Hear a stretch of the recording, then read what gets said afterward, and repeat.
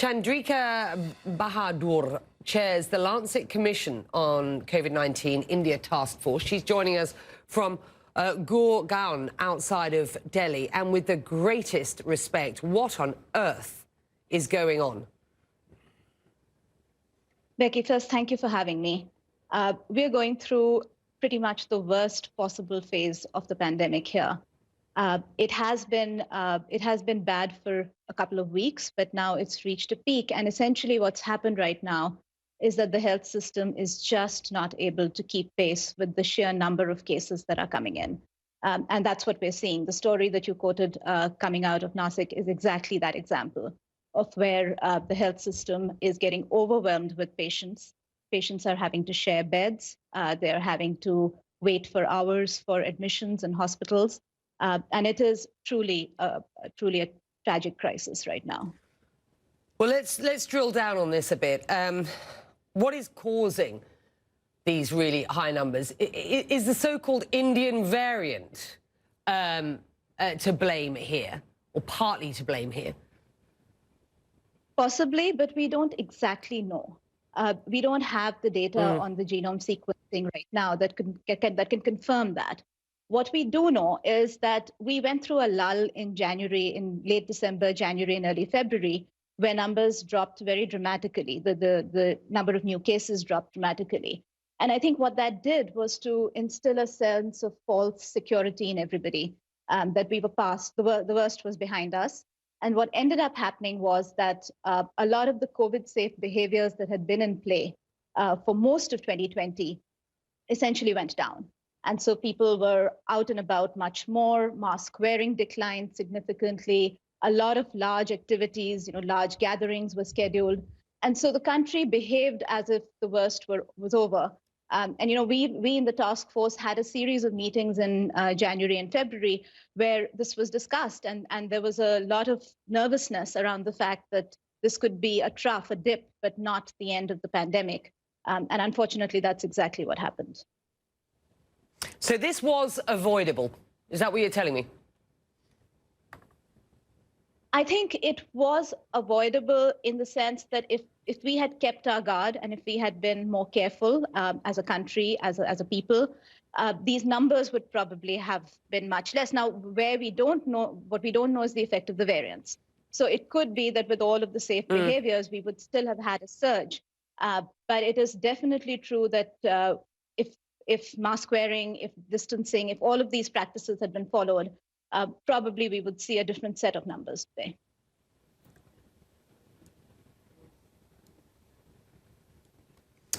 New Delhi has just entered a week-long lockdown that could extend for longer. You say that there was a lot of nervousness. You now understand people dropped their guard. This could have been avoidable. So are the sort of restrictions that are going into place now enough, do you believe? They're essential at this point, unfortunately. One of the challenges of not being careful early on is that then there are fewer and fewer options left in terms of what to do to break the chain of transmission. So in our report, we have basically recommended three different sets of options. And the first is, how do you break the chain of transmission? And one of those mechanisms is actually restricting activity. Now, it's a dangerous policy option because lockdowns that are severe and long-lasting hurt the economy, they hurt the poor.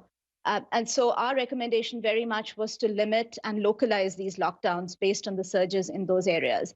But that is exactly what you're seeing unfolding in Delhi. This is being done with a great amount of reluctance. I don't think there is any political leader in the country that really wants to impose lockdowns. But at this stage, this step has to be taken to reduce the number of new cases. The other thing that has to happen is a much, much greater emphasis on mask wearing and distancing and a complete ban on large events and large gatherings. And this is also something which is kicking in now, but it wasn't in place for the last month. And we've really seen the effects of that play out. Our second set of recommendations was really around strengthening the health system. And unfortunately, this is not something that can be done overnight.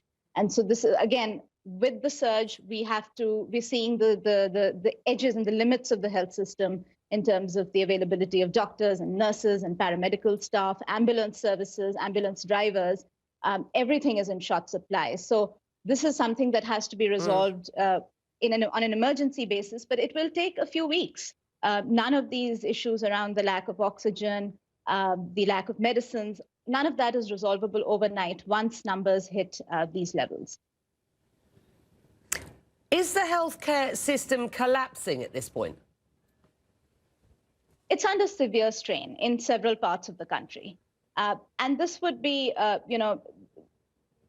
India's health system is notoriously underfunded.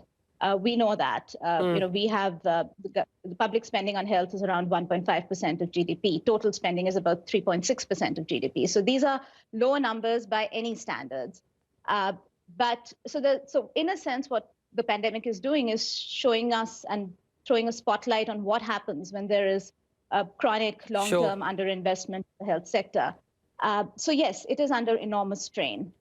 If the numbers go down over the next few days, then we will get a little bit of a respite, but that remains to be seen.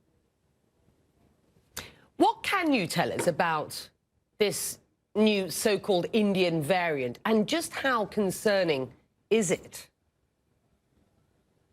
As I said, Becky, it's a little hard to know right now what the exact effect of this double mutant variant is going to be.